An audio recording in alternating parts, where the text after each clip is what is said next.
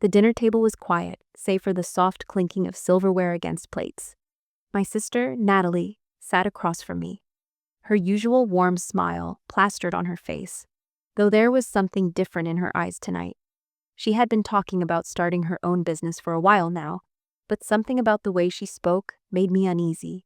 She was excited, overly excited, and her enthusiasm felt almost rehearsed. I watched her, trying to ignore the knot forming in my stomach. Then she said it, her voice sweet but somehow forced. "I'm launching my own brand," she announced, as if it were the most natural thing in the world. She went on about her plans, how she had already gotten some of my former clients interested, how her vision was fresh and innovative. My fork froze halfway to my mouth. The room suddenly felt suffocating. It took everything in me not to let my emotions spill out right there. I had worked tirelessly to build my own brand, to establish trust with those clients she was now talking about. They weren't just business contacts to me. They were people I had invested time and energy into, people I had worked with for years. And now, Natalie, my own sister, was using that trust to launch her own venture, as if I were nothing more than a stepping stone. I set my fork down gently and looked her in the eye, masking the storm inside. "That's interesting," I said carefully, keeping my voice light. "You must have been planning this for a while." She smiled, clearly pleased with herself. "I've been talking to some of your clients, Sydney. They're excited. They think it's a great opportunity. You've built a great foundation, and I just want to build on that." The words stung more than I expected. A pit formed in my stomach, but I smiled back, trying to keep my composure. "You should check the paperwork again, Nat," I said, my voice smooth but firm. She tilted her head, eyes narrowing slightly. "What do you mean by that?" "Check the contracts, the trademarks, the brand name. You'll find something interesting." I let the words hang in the air between us, and I could see the flicker of realization in her eyes, though she quickly masked it with another forced smile. The truth was, Natalie didn't know I had already filed the trademark for the brand. It was something I'd done months earlier, after noticing some signs that she might try to capitalize on my success. I wasn't naive. I had always known that given the chance, Natalie would take what I had worked so hard to build. But what she didn't know was that I had anticipated this move. As soon as I left dinner, I called my lawyer. The trademark was mine, legally secured. Every document, every client interaction, every piece of correspondence was protected under my name. I wasn't about to let her steal what I had spent years building, no matter who she was. The next few days felt like a blur. I couldn't stop thinking about what had happened.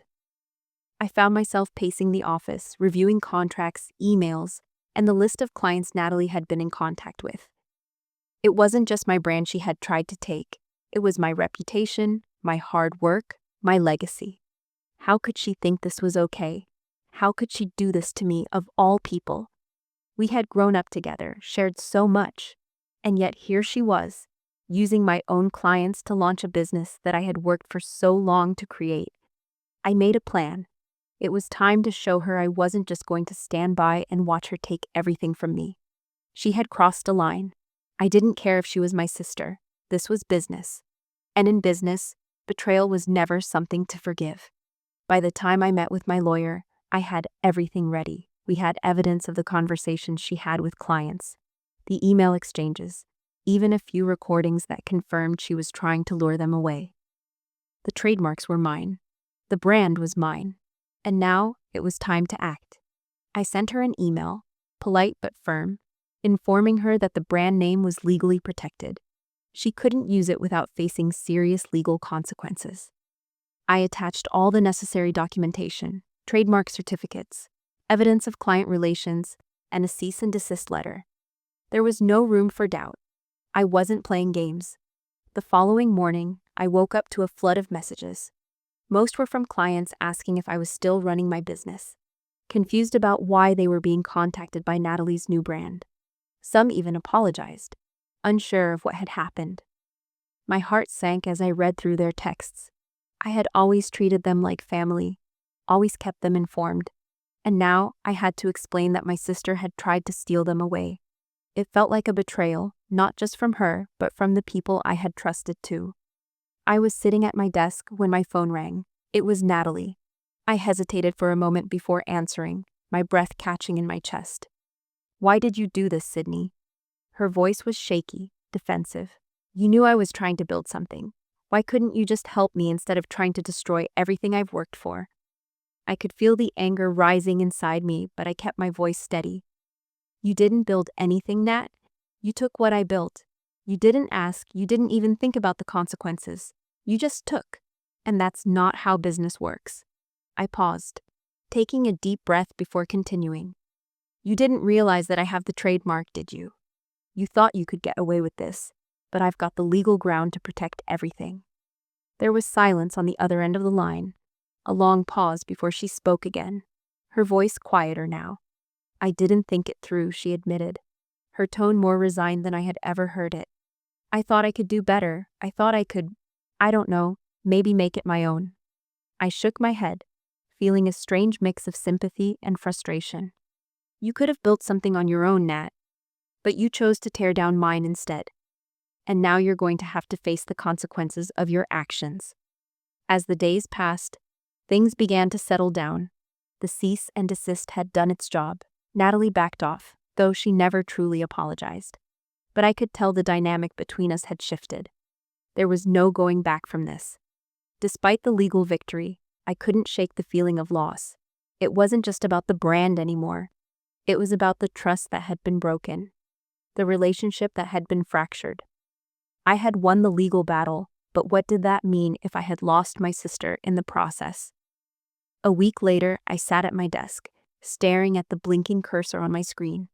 The silence in the office felt heavy, almost oppressive. I had won the battle, but the victory felt hollow.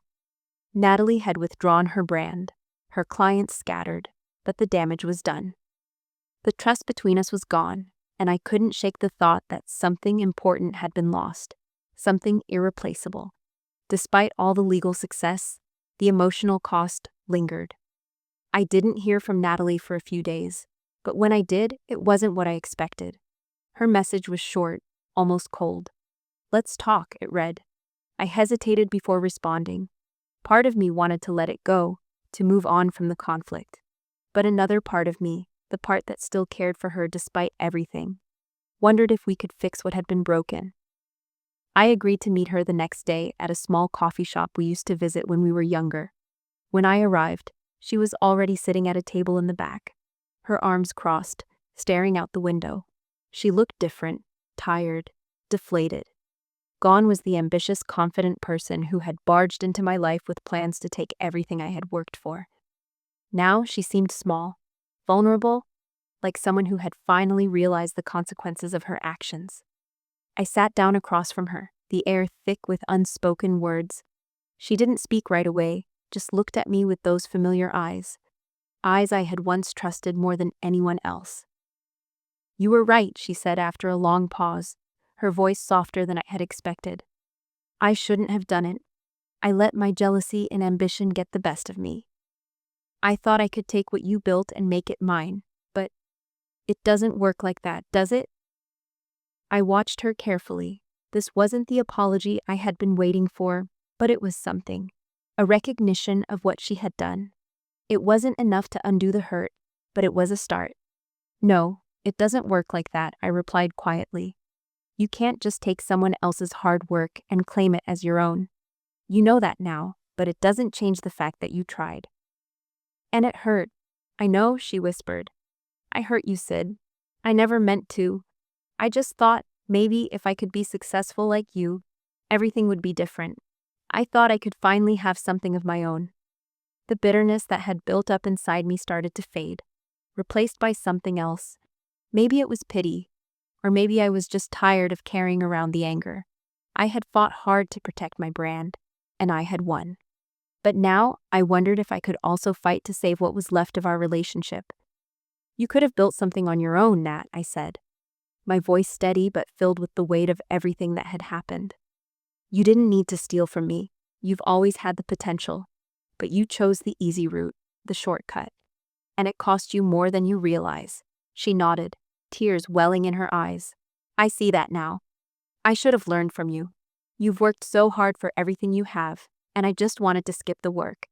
But I get it now. It was never about the brand for me. It was about feeling like I wasn't enough on my own. I let her words hang in the air for a moment. I didn't know what to say. It was painful to hear, and yet there was something in her vulnerability that softened the sharp edges of my anger. Maybe I had spent too long seeing her as an adversary, as the one who had betrayed me, and not enough time seeing her as my sister, someone who had struggled too. I'm not sure what to do with all of this, I finally said. I don't know how to fix what's broken, but I do know this. Nothing is more important to me than my business. I can't risk losing that again, but I'm willing to figure this out. If you are. She looked up at me, a hint of hope in her eyes. I am. I'm sorry, Sid. I don't know how I can make it up to you, but I'll do whatever it takes. I didn't know if forgiveness was possible, not right now, and not without time. But in that moment, I made a decision. I wasn't going to let this situation ruin me. I had fought too hard for my success to let my sister's mistakes take it away. And while we might never be able to go back to how things were before, maybe there was a way forward. A way to rebuild both my business and the trust between us. All right, I said, my voice softer now. We'll figure it out. But it's going to take time. And trust. You'll have to earn that. She nodded, looking relieved. But I could see the weight of the conversation on her face. She had a long road ahead if she wanted to make things right. We sat in silence for a while, both of us lost in our own thoughts. The tension between us hadn't completely disappeared, but at least it wasn't as suffocating as before. There was room now, room for healing, room for change. Later that week, I received a call from a former client, the one who had been most vocal about Natalie's new brand. They were confused, but they assured me that they were still loyal. I appreciated that, but more than anything, it was a reminder of how much I had built, and how much I was still capable of protecting. Natalie had tried to steal what was mine, but she hadn't understood the one thing I knew all along. What I had wasn't just a business. It was my legacy, and I wasn't going to let anything or anyone take that away from me. Not my sister, not the competition, and not anyone else who thought they could exploit my hard work. As I hung up the phone, I looked out the window, a sense of peace settling over me. The road ahead was unclear, but at least I knew I had the strength to face whatever came next. And maybe, just maybe, Natalie would learn that building something meaningful, something that lasts, takes more than just ambition. It takes integrity. Weeks passed, and the tension between Natalie and me slowly began to shift. But it wasn't easy. Every time I saw her, I felt that same tightness in my chest, the reminder of what she had done, the hurt that still lingered between us. But there were moments too, small glimpses of the sister I once knew. She was trying in her way. Every now and then, she would call to check in, ask how business was going, or offer a suggestion. Something that felt almost like a tentative step toward rebuilding what had been broken. I wasn't sure where this was going, if anything would ever truly heal between us. Part of me still couldn't fully trust her. The betrayal had been too deep, the cut too sharp. But I also knew that I couldn't continue to carry the weight of anger forever. I had built my business on the foundation of resilience, and if I was going to move forward, I had to let go of the past in some way. Then came the unexpected.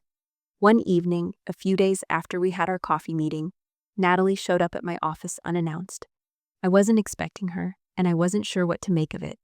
I had just finished a meeting with a new client, and the office was quiet except for the sound of my fingers tapping on the keyboard.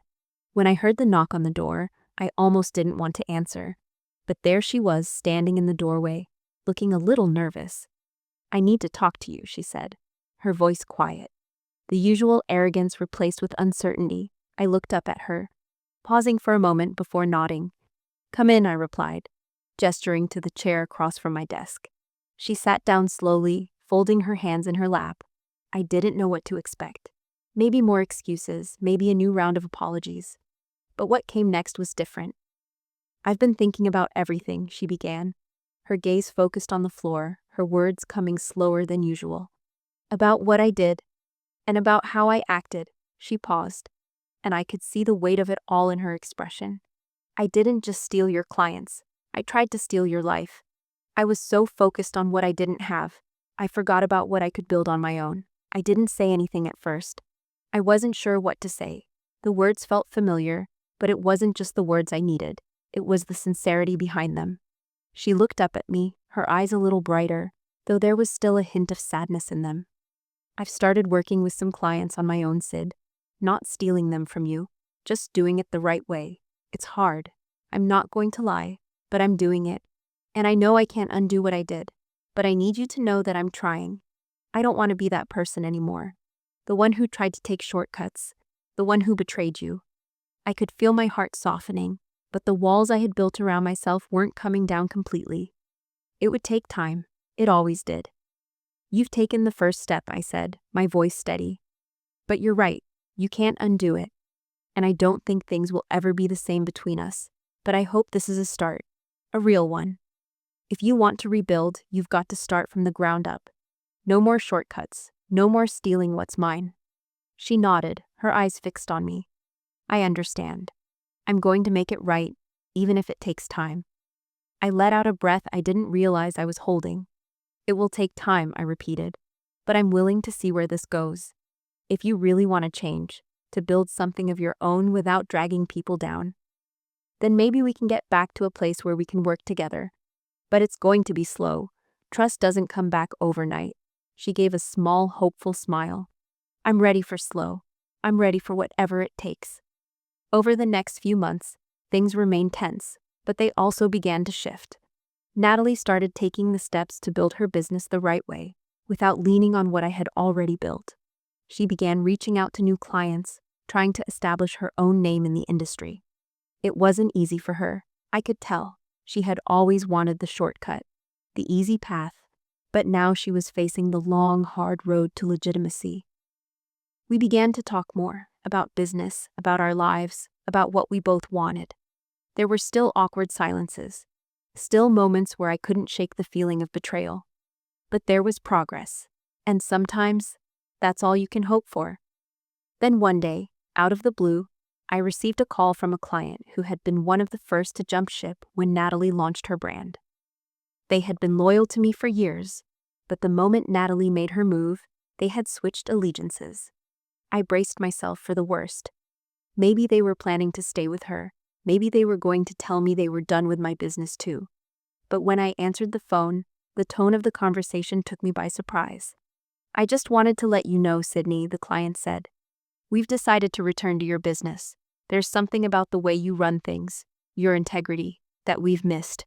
We don't want to work with Natalie anymore. She's not what you are. I sat back in my chair, stunned. I wasn't sure what had happened behind the scenes between Natalie and the clients, but I couldn't help but feel a sense of relief. Maybe it was a sign that I was on the right path, that despite everything, my reputation was still intact. I glanced at my phone, where I had a message from Natalie. It was short. I get it now, Sid. I'm sorry. I sat there for a moment, considering everything. The road ahead wasn't going to be easy. Natalie was still working through her issues, still trying to rebuild, but for the first time in a long while, I felt a glimmer of hope. Maybe we could fix this. Maybe we could both start over, together, apart, or however it worked. But the most important thing was that we both learned something valuable in the process. As I hung up the phone and leaned back in my chair, I felt a shift inside me, not just with my business, but with my sister too. The road wasn't over, but I had learned one thing through all of this. Rebuilding something broken takes time, patience, and trust. And even though it would take time, maybe we were both on the way to rebuilding something worth saving. The weeks that followed felt like a strange mixture of calm and tension. Natalie had truly started to build her own business, taking it one step at a time. Though it wasn't without challenges, I could see her working hard, reaching out to new clients, and finding her own voice in the industry. There were still moments when I felt like we were walking on eggshells around each other, but there was also a sense of respect growing between us, even if it was unspoken. We had lunch a few times, just the two of us, and slowly the conversations began to feel less strained. We talked about business, about our successes and failures, and we even joked about the old days, but in the back of my mind, I still carried the weight of what had happened. The betrayal still stung, but it wasn't as sharp as before. It felt more like an old wound, still there, but healing. One afternoon, as I was wrapping up a meeting with a potential client, I received a text from Natalie. It was simple, but it hit me harder than I expected. I need to talk. I could tell something was different in her tone, something more serious than usual. I agreed to meet her at the same coffee shop we'd sat in months ago, where everything had started to shift. When I arrived, she was already there, looking a little nervous, her hands wrapped around a coffee cup like it was the only thing keeping her grounded. "I've been thinking a lot about what you said," she started, her voice steady but quieter than usual. "About how you told me I needed to build something of my own, not take shortcuts. I've tried to do that, Sid. I've been working with new clients, and I've even been getting some good feedback. But," she trailed off for a moment, her gaze flicking to the window, as if she were searching for the right words. I stayed quiet, letting her find her rhythm. "But I realized something," she continued, her voice gaining strength. "I wasn't just trying to steal your clients or your brand. I was trying to steal your life. I saw everything you had, your clients, your success, and I wanted it for myself. But what I didn't understand was that none of it was easy for you. It didn't just come to you. You worked for all of this. And I was too blind to see that until I tried to build something on my own." I took a deep breath, feeling a shift in the air between us. This wasn't just an apology, it was an admission. She wasn't just sorry for what she did. She was acknowledging the root of it. She had spent years feeling like she wasn't enough, like she had to compete with me. And in doing so, she lost sight of what truly mattered. "I know you've worked hard," I said, my voice calm but firm. "I've watched you. You've got the potential, Nat. But you've got to understand that no one else's success is a shortcut to your own. You've got to find your path, just like I did." She nodded slowly, her eyes filled with a mix of regret and something else I hadn't seen in her before, genuine determination. "I get it now," she said quietly. "And I'm going to keep working for what I want, on my own, no more shortcuts." I wasn't sure if I fully believed her, not yet. But there was something in her voice that made me think this was the start of a real change. This wasn't just about business anymore. This was about us, about fixing the relationship that had been broken. It wasn't going to be an easy road, not by a long shot. But as we sat there, talking for the first time in a long while like real sisters, I felt something inside me begin to thaw. Maybe we could rebuild, piece by piece, just like the garden in my office, the one I'd been nurturing since the day my father left. Maybe, just maybe, we could get there. The next few months were full of small but meaningful changes. Natalie stuck to her word and worked hard to establish her own client base, her own reputation. There were still bumps in the road, still moments of tension when old habits resurfaced. But this time, we both knew what was at stake. We weren't just fighting for our businesses anymore. We were fighting for each other. One evening, a few months later, I received an email from one of Natalie's new clients. They had worked with her briefly, and the feedback was glowing. They were impressed with how she had handled their needs, and they were eager to continue working with her in the future. As I read the message, a strange sense of pride washed over me. I had always known Natalie had the potential to succeed, and now she was proving it. Not because she stole from me, but because she had finally learned what it meant to build something of her own. I couldn't help but smile. For the first time in a long time, it felt like we were both on the right path. It wasn't perfect, and it wasn't easy, but we were making it work. The day I received the final settlement agreement in the trademark case was the day I realized just how far I had come. The legal battle was over, and I had protected my brand, my business, and my future. But more than that, I had learned something invaluable. That success wasn't just about winning. It was about how you handled the losses, how you moved forward, and how you healed the wounds that came along the way. As I looked out over the lake from my office window that evening, I thought about the journey, about the betrayal, the legal battles, the difficult conversations. And I realized that the best victories weren't just about the fights you won, but about the things you built along the way. Not just your business, but your relationships, your integrity, and your ability to forgive. Natalie and I weren't where we had started, but we weren't lost anymore either. We were building something new together, and for the first time in a long time, I felt like the future was wide open.